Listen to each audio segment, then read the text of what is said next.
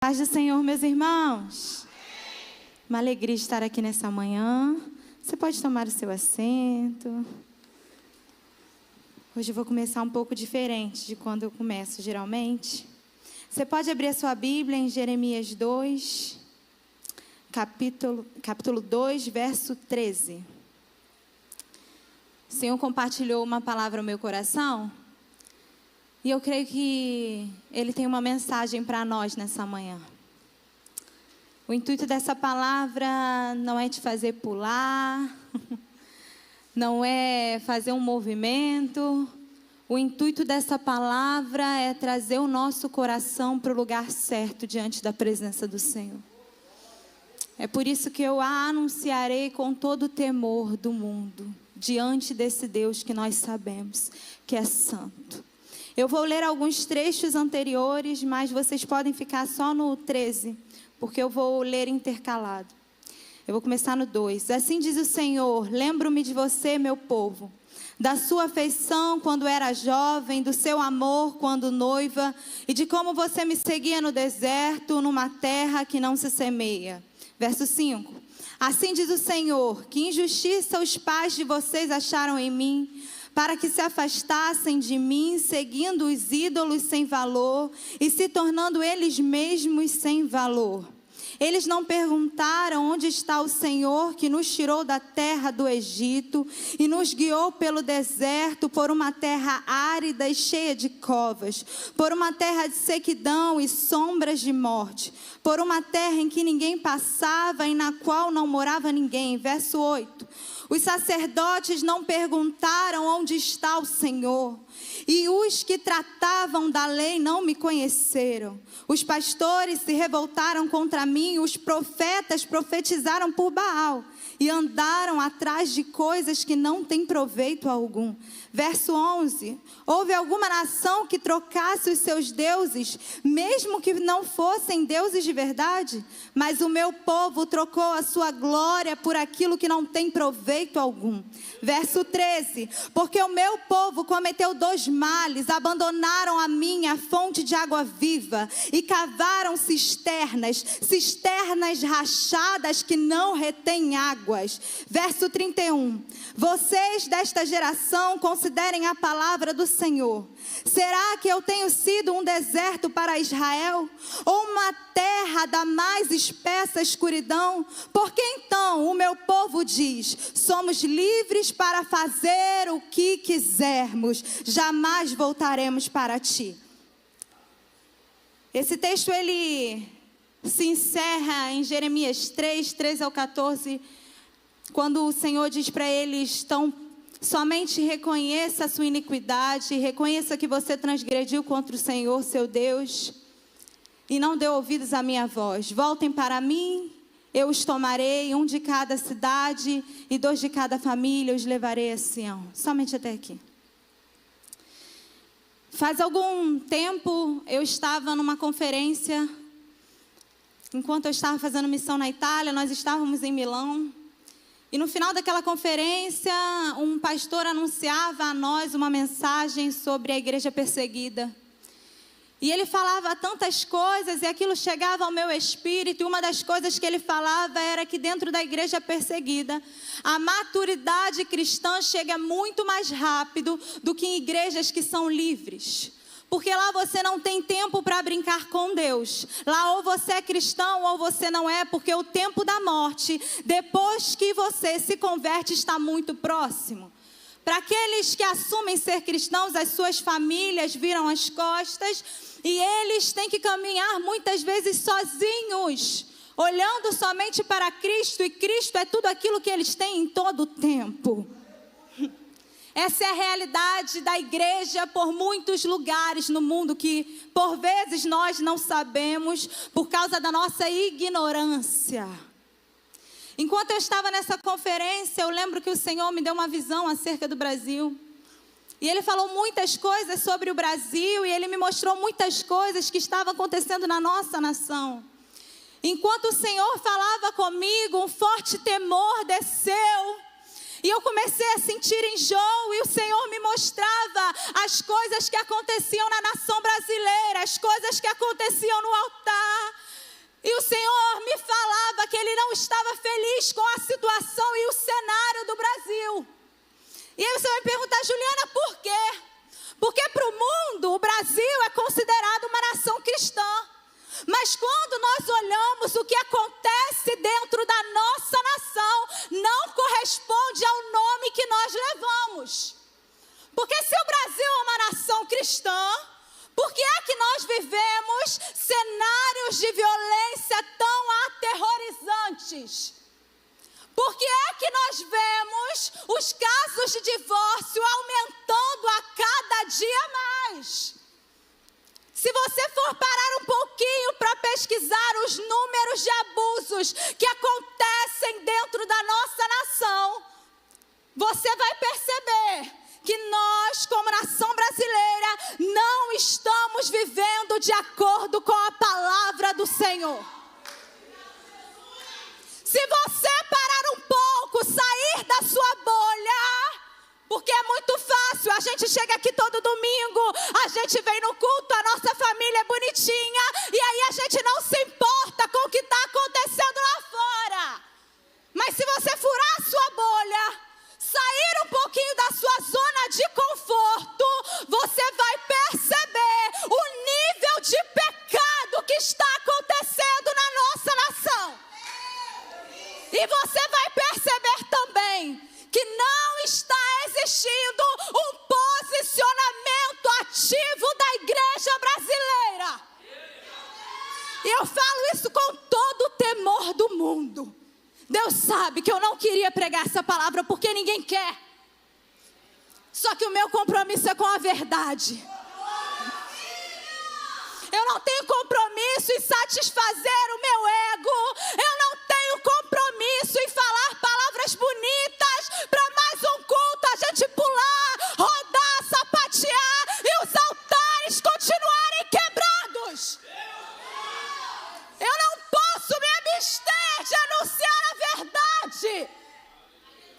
Porque quando nós saímos na rua para pregar o evangelho, a situação é triste. Antigamente você chegava para os mais novos, eles sabiam algumas histórias da Bíblia. Esses dias o meu irmão chegou para mim e falou assim, Juliana, nem as histórias da Bíblia os mais novos estão sabendo mais. E a gente olha aqui, ó, o que o Senhor está dizendo em Jeremias 2. O meu povo me abandonou. O meu povo se esqueceu de mim. O meu povo passou a viver em autonomia. E o que é autonomia? É viver uma vida que não pergunta mais a Deus o que deve fazer, aonde deve ir, como deve se posicionar. A nossa nação tem vivido uma vida autônoma, faz o que quer, da maneira que quer, só para alcançar o seu bel prazer. É um mundo vivendo em torno do prazer. Se você parar para pesquisar, você vai ver que eu estou te dizendo a verdade. O mundo está vivendo em torno do prazer. Então eu sou aquilo que eu quero ser, eu sou aquilo que eu sinto, mas eu não sou mais aquilo que a Bíblia diz que eu tenho que ser. E os princípios vão se perdendo. Bem debaixo dos nossos olhos. E a gente não tem clamado por misericórdia. Eu quero que você pare para pensar quantas vezes você tem orado pela nação brasileira e quantas vezes você tem orado pelo mundo, pelos povos perseguidos, e após pensar isso, você pode repensar o cristianismo que você tem vivido. Porque se nós não podemos clamar ao Senhor, pedindo misericórdia pela nossa nação, que tipo de cristãos nós somos? Um cristão ocupado demais com os seus trabalhos? Um cristão ocupado demais com aquilo que quer fazer, com o seu lazer, um cristão ocupado demais com os serviços da igreja, que não consegue olhar para o que está acontecendo na nossa nação. Se você olhar, tem algumas partes do Brasil, isso não é mentira, em que mães levam suas próprias filhas para a beira de estradas e elas vendem as suas filhas para caminhoneiros. Isso está acontecendo na sua nação. Você já parou para perceber que crianças somem o tempo inteiro, são vendidas para tráfico de órgãos? Isso está acontecendo na sua nação. Isso não é normal. Isso não é normal. Quando nós vemos a situação de Israel, nesse tempo, a gente diz, nossa. Mas a gente não para perceber que nós estamos caminhando a passos largos para exatamente o mesmo lugar. Até quando a gente vai viver como uma igreja omissa? Eu não estou falando da igreja crescer em Cristo. Eu estou falando da igreja brasileira. Até quando nós vamos caminhar em omissão? Quando é que nós vamos parar tudo para jejuar, para orar e para dizer, Senhor, tem misericórdia da nossa nação? Eu fui à praia esses dias com meu irmão. Enquanto eu caminhava, eu comecei a me assustar. Talvez você se assuste com esse relato, mas eu vou falar à medida do que a Bíblia me permite falar, porque isso é um pecado e a gente não diz mais os pecados, porque a gente tem medo dos ataques que virão. Mas eu via vários casais homossexuais caminhando, mais do que casais héteros. E eu falei, o que está acontecendo com a minha nação? Onde estão as famílias? Quando é que se normalizou aquilo que não é normal? Meu Deus! Quando é que a gente parou de dizer é pecado? Não pode! Na minha nação não será assim! Mas é normal! Não é isso que dizem? Porque cada um tem que fazer o que quer. E se a gente fala em tolerância, mas eu sigo a Bíblia, e a Bíblia diz que é pecado, então eu não me importo com o que os outros vão dizer, porque a Bíblia está dizendo, é pecado, é pecado, é pecado. Eu não sigo o que os homens dizem, eu não sigo o pensamento desse mundo, não, eu nem sequer sou desse mundo. E nem você, aqui tu é peregrino. Então começa a agir como peregrino, embaixador da verdade do céu, dentro da sua nação. A gente tem que parar de propagar esse sistema corrupto e mentiroso. Chega! Porque o Senhor já não suporta mais.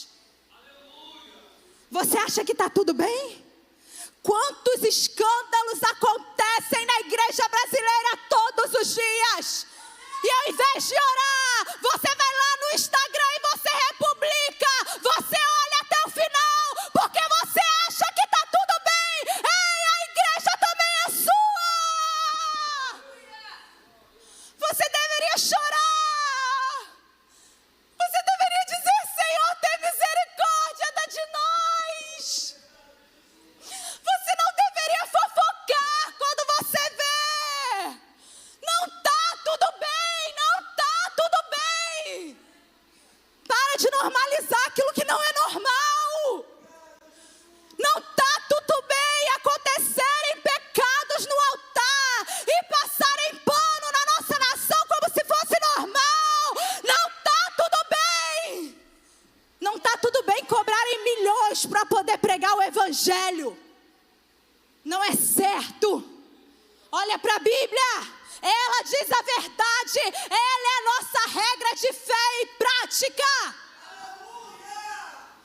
E não ache que o Senhor está se alegrando com o que está acontecendo.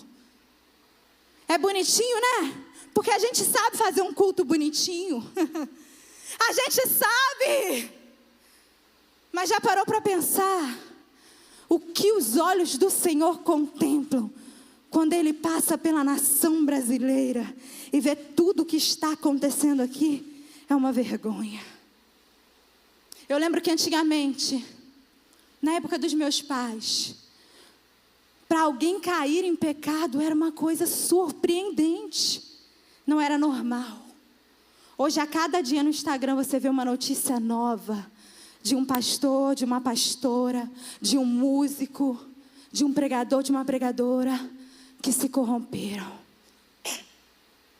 E o nosso coração não chora. Porque a gente é bom, né? A gente acha que a gente é bom. A gente acha que nós somos os justos, os honestos, porque a nossa casa está de pé. Então a gente é bom demais para se arrepender pelos pecados da nossa nação. Tá tudo bem na minha vida, então tá tudo bem em tudo quanto é lugar, mas não tá tudo bem. Eu queria que vocês conseguissem, ao menos uma vez, visualizar tudo o que está acontecendo na nossa nação. E perceber que muitas coisas que acontecem aqui são doutrinas de Satanás. Muitas coisas que têm acontecido no Brasil são doutrinas de Satanás para destruir famílias, para destruir a masculinidade, para destruir a feminilidade, para destruir casas, para deixar as coisas saírem dos princípios bíblicos. E aí o Senhor diz assim para a gente, como está escrito nesse texto: eu me lembro de quando você me seguia pelo deserto, em uma terra em que não se semeia, sem se preocupar com mais nada, porque eu era o seu amado e você era a minha amada. Às vezes eu acho que a gente avançou muito, sabe? E a gente deixou para trás muitos princípios que a gente deveria estar carregando. A gente não só quebra princípios, a gente também abandona eles muitas vezes. E ele disse, logo no início, havia um primeiro amor, uma fidelidade, uma devoção, uma dependência, uma proximidade, uma confiança. Houve um tempo em que nós andávamos mais perto de Cristo. Houve um tempo em que, com certeza, a primeira coisa que você procurava era Cristo. Os antigos contam que muitas vezes, quando alguém estava doente, não tinha carro, não tinha Uber, então a única coisa que eles tinham para fazer era uma oração. Isso é íntima dependência de Cristo. Quando o texto continua, ele diz: vocês trocaram a fonte de água viva por cisternas rachadas, cavadas com esforço humano. A gente trocou a fonte da água viva, que era o Senhor, pelos pensamentos desse mundo, pelo que a gente acha que é melhor, pelo que a gente acha que fica mais bonitinho. A gente troca a fonte de água viva pelos prazeres desse mundo o tempo inteiro. E não vem falar, eu não. Porque Deus conhece a nossa vida. Quando muitas vezes você pode estar trocando Ele por redes sociais, por relacionamentos. É o que a gente mais vê. Uma hora cristão assume um relacionamento, sai da igreja. Quantas pessoas trocam a Cristo por um emprego bom, por dinheiro, por fama, por status, por curtida? Pra quê? Isso é trocar manancial, água, direto da fonte, por uma cisterna que nem sequer retém aquilo que carrega. É trocar os tesouros do céu por aquilo que a terra corrói. O reino dos céus não é ganho por dinheiro. O reino dos céus não é ganho pelo seu melhor emprego, pelo carro do ano. Não, não, não, meus irmãos, o reino dos céus não se vende. O reino dos céus não se compra. Não é assim que a gente vai a Ele, carregando um monte de coisas, não. A gente vai a Ele deixando tudo para trás. Foi Jesus quem disse: aquele que quiser vir após mim, negue-se a si mesmo, tome a sua cruz e siga-me.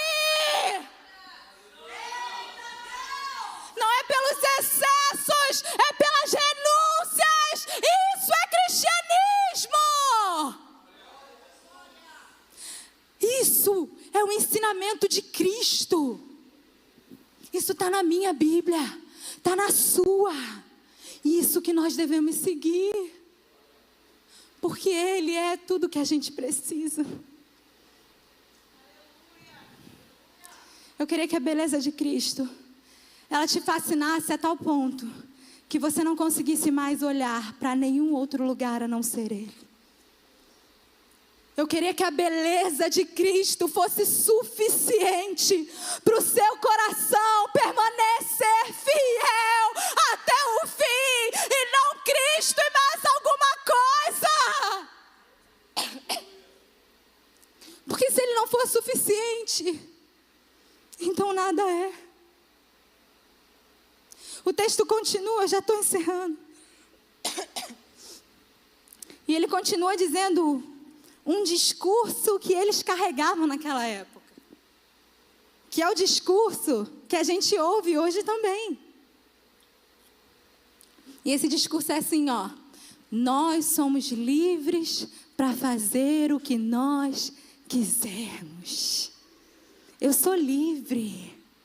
Não é assim? O lema não é meu corpo, minhas regras, minha vida, eu que mando, eu que faço, eu que cuido. É isso que a gente tem ouvido, meus irmãos.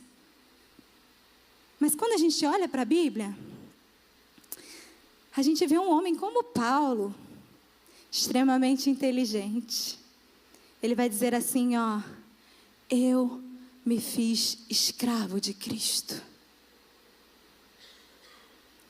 Eu me fiz escravo de Cristo. Enquanto todos gritam, eu sou livre para decidir o meu caminho, eu sou livre para escolher todas as coisas que eu quiser, eu sou livre, é tanta liberdade que as pessoas estão ficando doentes, porque existem inúmeras escolhas para fazer e nada é bom o suficiente.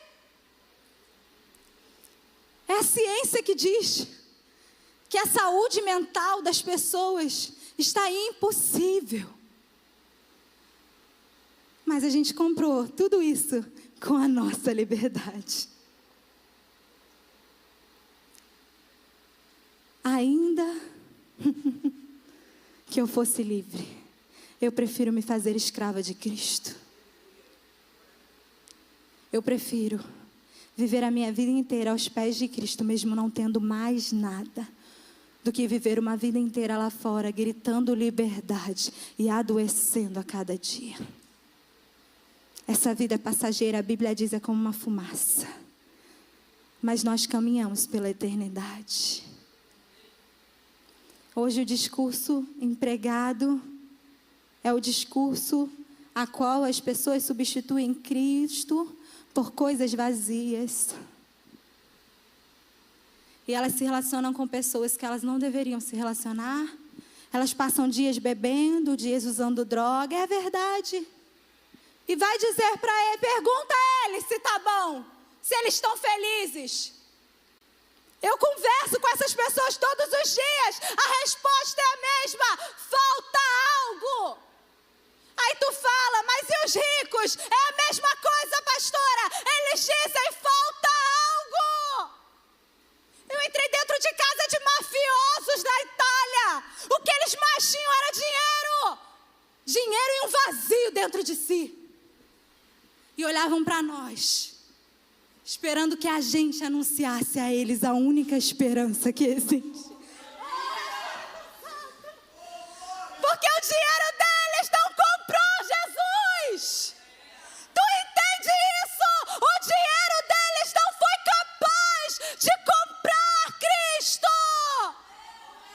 Então eles compraram tudo, mas faltava uma coisa. E era Cristo. Oh, Espírito Santo. E esse texto se encerra dizendo: reconheça a vossa iniquidade, voltem-se a mim e eu vos levarei a Sião. É como se fosse Cristo escrevendo uma carta para aquela nação e também uma carta para nós. E talvez você odiou ouvir essa mensagem, mas é isso que Cristo queria falar conosco. E ele finaliza essa mensagem dizendo: reconheçam a vossa iniquidade, se arrependam e voltem-se a mim. E se o seu coração é tão duro a ponto de você dizer que você não tem o que se arrepender, você deveria reconsiderar toda a sua posição como cristão. Se o seu coração é tão duro a ponto de você dizer: eu não preciso clamar por misericórdia, você deveria reconsiderar, porque você com certeza está parecendo mais um fariseu do que um cristão. Porque os religiosos não têm do que se arrepender. Eles acham que eles são bons e justos, mas nós conhecemos a nossa própria miséria. Nós sabemos que nós não merecemos nada e que se não fosse pela graça do Filho de Deus, nós não teríamos nada. Estávamos perdidos em nossas iniquidades, em nossos pecados, mas foi a mão de Cristo que nos arrancou de lá. Se não fosse Ele, você não estaria aqui. Eu vou fechar essa mensagem com alguns dados que mostram como o nosso mundo está em crise. Mais de 1 bilhão de pessoas vivem com transtornos de saúde mental. Mais de 700 mil pessoas morrem por ano devido ao suicídio. Mais de 700 mil pessoas tiram as suas vidas todos os anos, porque muitas vezes o Evangelho não chegou até elas. Oh, Espírito Santo. Ah, Jesus, 1,9 bilhões de pessoas se declaram sem religião. Estudiosos dizem que até 2036 o Brasil não será mais considerado plenamente cristão, mas será considerado daqueles que se dizem cristãos, mas abandonaram a igreja. Nós vamos cooperar com essa agenda? Porque eu não vou. No meu país, não. Na minha nação, não, pastora! Na minha nação, não! Oh, Espírito Santo.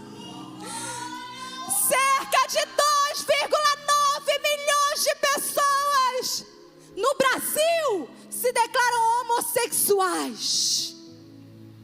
Nós tivemos um aumento de 728% de lares homoafetivos, sendo a maior parte no Sudeste. Eu quero que você considere esses dados, que são dos poucos. O Ministério de Louvor pode subir? E eu quero que você saia daqui preocupado, pensando. Eu quero que o Senhor traga sobre os seus olhos lágrimas e uma santa revolta, que é pra gente gritar: na minha nação não, na minha nação não, a minha nação tem princípios. Isso não é política, isso é Bíblia. Porque as pessoas querem confundir princípio e Bíblia com política. Não, eu estou falando de Cristo, da cruz e do que está acontecendo nós estamos aqui denunciando.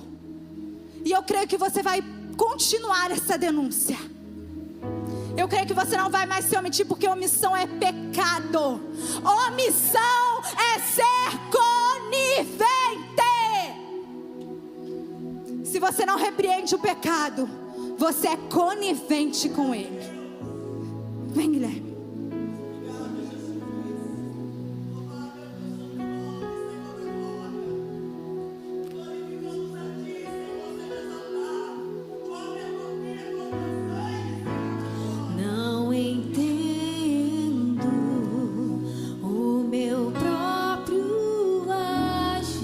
Fica de pé.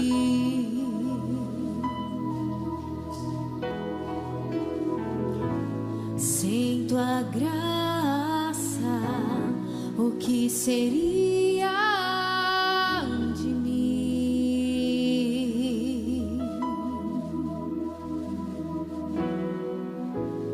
Não entendo o meu próprio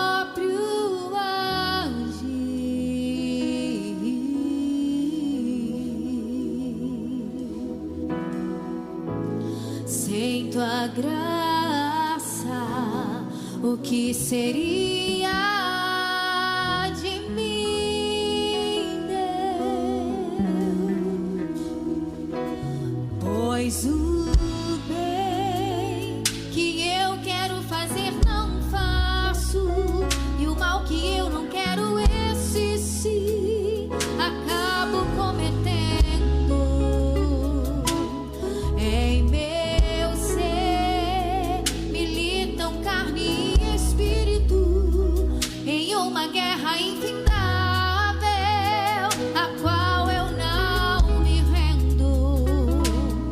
Pois meu corpo já foi vendido como escravo, e não existe bem nenhum em mim, apenas o pecado. Mas eu sei que no tocante ao meu interior tenho prazer na tua lei. Tu és o meu amado. Peça isso. Então liberta-me de mim. Eu quero ser a tua casa. Se você estiver aqui, eu sei, eu venço o pecado. Então enche-me de ti, até que não haja mais espaço. Pois quando estou em tua presença, o meu viver é transformado. Olha pra mim aqui rapidinho. Daqui a pouco o culto vai terminar, mas eu preciso que você entenda o que está acontecendo dentro desse ambiente. Primeiro passo: não se assuste com o que foi pregado aqui, mas que os teus olhos espirituais sejam abertos e você tome vergonha na sua cara com a sua família e se levante e seja homem, seja mulher, seja crente, seja servo, porque está na hora da igreja se posicionar, está na hora da tua casa se posicionar, está na hora dos teus filhos se posicionarem, na faculdade, no colégio, na rua, não importa, está na hora da igreja ser igreja. Até quando a gente vai ficar permitindo? Até quando a gente vai ficar se associando? Olha para mim aqui, por que tem gente que entra aqui e não aceita Jesus? É por causa do teu e do meu comportamento. Que aqui a gente prega uma coisa, aqui a gente canta uma coisa, aqui a gente levanta a mão, aqui a gente dá glória, mas chega lá fora, só Deus na tua vida. Teu comportamento não condiz com aquilo que você prega aqui dentro. Meu comportamento não condiz com o que eu prego aqui dentro. Então, antes de perguntar se tem alguém que precisa aceitar Jesus, fica uma ressalva com a palavra que foi pregada. Está na hora de você se posicionar e ser crente de verdade.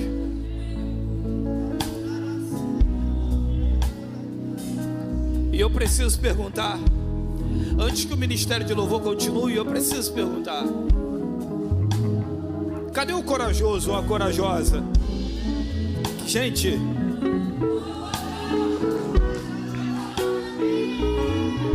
eu não sei nem, eu não vou fazer o apelo não, tá?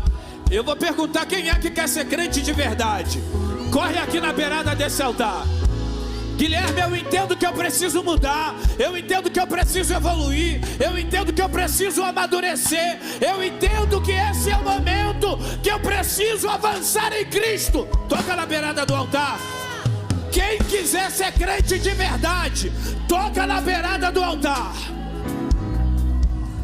Vai, ministério de louvor, pode cantar. Pode cantar. Então liberta-me, liberta-me, liberta-me. Pede a Ele, abre a tua boca e peça. Então liberta-me de mim. Eu quero ser a sua casa. Se você estiver aqui, eu sei, eu venço o pecado. Então enche-me de ti, até que não haja mais espaço. Pois quando estou em tua presença, o meu viver é transformado. Então liberta-me de mim. Eu quero ser a sua casa. Se você estiver aqui, eu sei, eu venço o pecado. Então enche-me de ti, até que não haja mais espaço. Esse é o teu momento Quando estou em tua presença, de você abrir o teu coração, mudar o teu comportamento, aceitar Jesus. Aceitar Jesus não é só mudar de vida. Aceitar Jesus é entender que não tem como viver uma vida longe da presença dele. Aceitar Jesus é entender que o estilo de vida que eu escolhi viver não me serve mais, não me cabe mais. Que o que Ele tem para minha vida e para fazer em mim e através de mim é maior do que o que eu escolhi.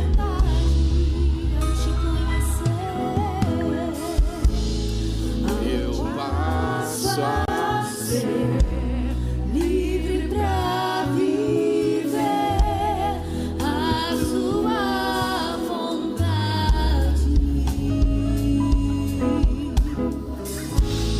E ao te conhecer, Vai. todo o meu ser Chama ela aí. se enche Vem cá. de bondade. Isso.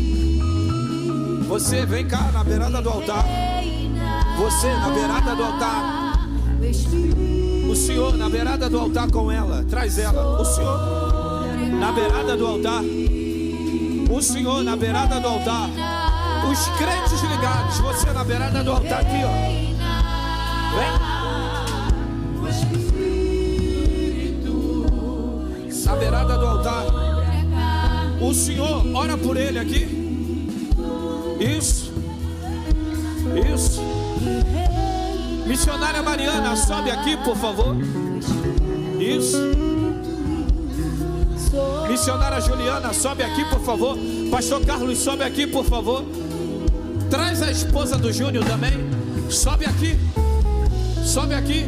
Pega o celular da mão dele ali, ó, fazendo favor. Um crente muito ligado para dar um abraço nele. Isso. Presbítero Paulo, sobe aqui também, fazendo favor. A igreja é ligada, irmão. A igreja é ligada. Isso, isso, isso. Na beirada do altar, meu filho. Vem. Meu amigo, vem aqui, ora por ele.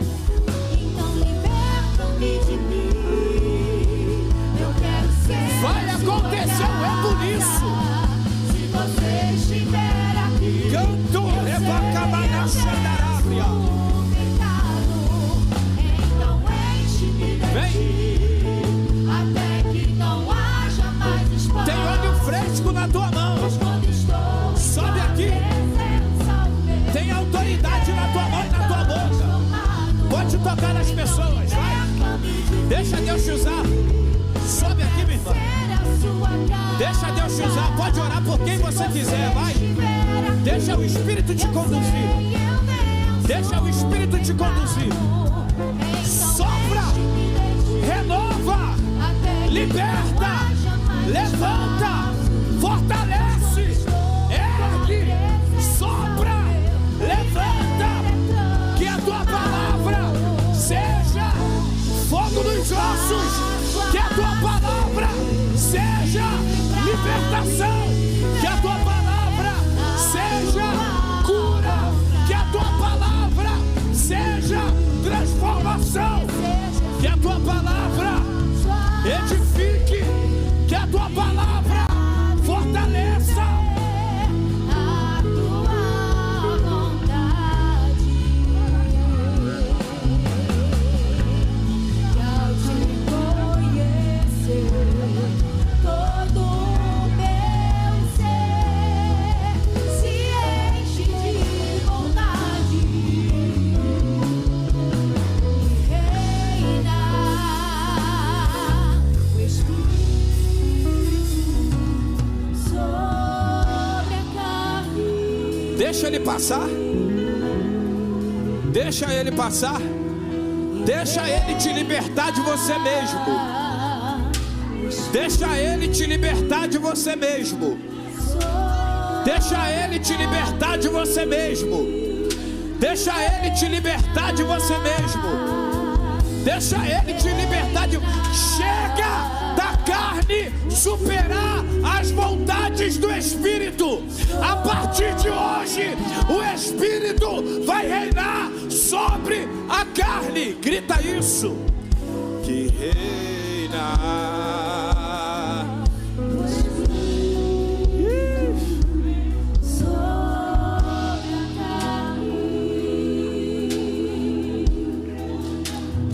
Sinagogas de Satanás, missionária Juliana,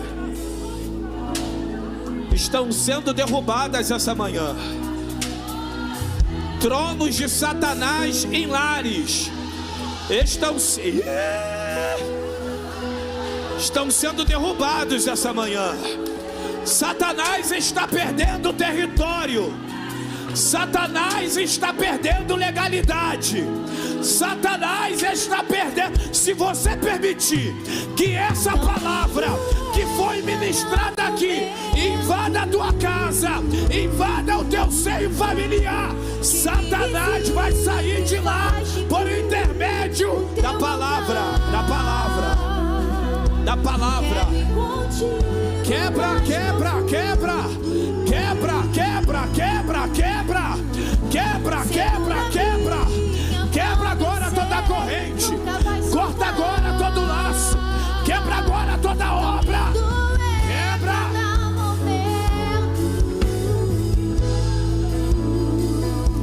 Que me visita e faz de mim o teu altar.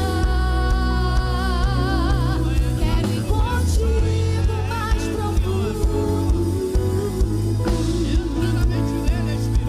Segura minha mão, eu sei, nunca vai soltar. Leva-me ao lugar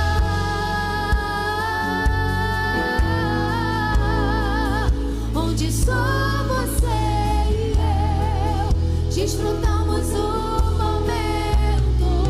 Abre a boca e adora, vai. Meu papai. Abre a boca e adora.